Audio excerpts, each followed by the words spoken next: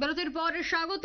বিশালগড়ের দিকে নজর রাখতে হচ্ছে, কারণ বিশালগড়ে খাদ্য দফতরের অফিসে বেলা 11টার সময় দেখা নেই কোনো আধিকারিকের। যে ছবি আপনারা দেখতে পাচ্ছেন, অনেকেই খাদ্য দফতরে এসেছেন বিভিন্ন বিষয় জানার জন্য, কিন্তু সেই জায়গায় দেখা যায় বেলা 11টা কিন্তু নেই কোনো কর্মচারী।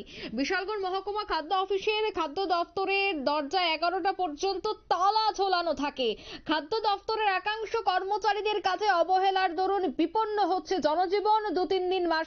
দু তিন মাস হয়ে গেল রেশন কার্ডে নতুন নাম তুলতে পারছেন না জনগণ। অভিযোগের ভিত্তিতে শনিবার সকালেই সরেজমিনে খাদ্য দফতর অফিসে ছুটে যান বিধায়ক সুশান্ত দেব। অভিযোগের সমস্ত সত্যতা যাচাই করে একাংশ ফাঁকিবাজ কর্মচারীদের ইতিমধ্যেই তিনি চরম হুঁশিয়ারি দিয়েছেন। জনগণ সঠিক সময়ে সঠিক পরিষেবা থেকে যেন বঞ্চিত না হয় সে বিষয়ে তিনি সতর্ক করে দেন। বিশালগড় মহকুমা খাদ্য দফতরের একাংশ ফাঁকিবাজ আগের কালচারে থাকা কর্মচারীদের তিনি রীতিমতো হুঁশিয়ারি দেন যে মানুষ যেন ভোগান্তির শিকার না হয় এবং প্রত্যেকেই সে তার সুবিধা গ্রহণ করতে পারে।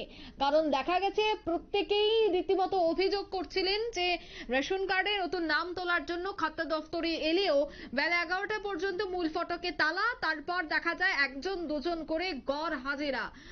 তবে সে বিষয়ে কি বলছেন সংশ্লিষ্টরা শোনাচ্ছি। চেষ্টা করি আমাদের বিশালগড় মহকুমা শাসক কার্যালয়ে ফুড সেকশন নিয়ে অনেকদিন ধরে সাধারণ মানুষের কিছু কমপ্লেন ছিল। মানুষের কাজ কিছু লেংদি প্রসেসে হচ্ছে, স্মুথলি হচ্ছে না। তো সেই বিষয়টা খতিয়ে দেখতে আসি। বিভিন্ন সমস্যা আমার চোখে ধরা পড়েছে। আমাদের সরকার চাইছে সাধারণ মানুষকে সঠিকভাবে নাগরিক পরিষেবা দেওয়ার জন্য, এবং কিছু কর্মচারী চাইছেন সরকারকে বদনাম করার জন্য, হয়তো এরকম আমার মনে হচ্ছে। আমি প্রত্যেকের কাছে রিকোয়েস্ট করেছি আমাদের সরকারকে যেন কালিমালিপ্ত না করা হয়, সরকারের সুবিধা যেন সাধারণ মানুষ সঠিকভাবে পায়। আমাদের সরকার চাইছেন মানুষকে সঠিক পরিষেবা দেওয়ার জন্য।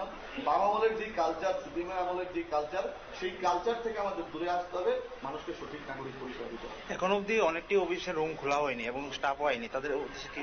আমি এটা দেখেছি, পরিলক্ষিত করেছি, আপনারাও দেখেছেন। আমি এটা নিয়ে ঊর্ধ্বতন কর্তৃপক্ষের সঙ্গে কথা বলবো, মহকুমা শাসকের সঙ্গে কথা বলবো, ডিএম সাহেবের সঙ্গে কথা বলবো এবং দপ্তরের সঙ্গে কথা বলবো।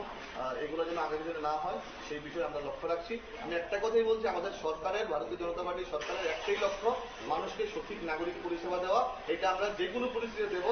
সিপিএম এর যে কালচার, সেই কালচার কিন্তু এখানে চলবে না।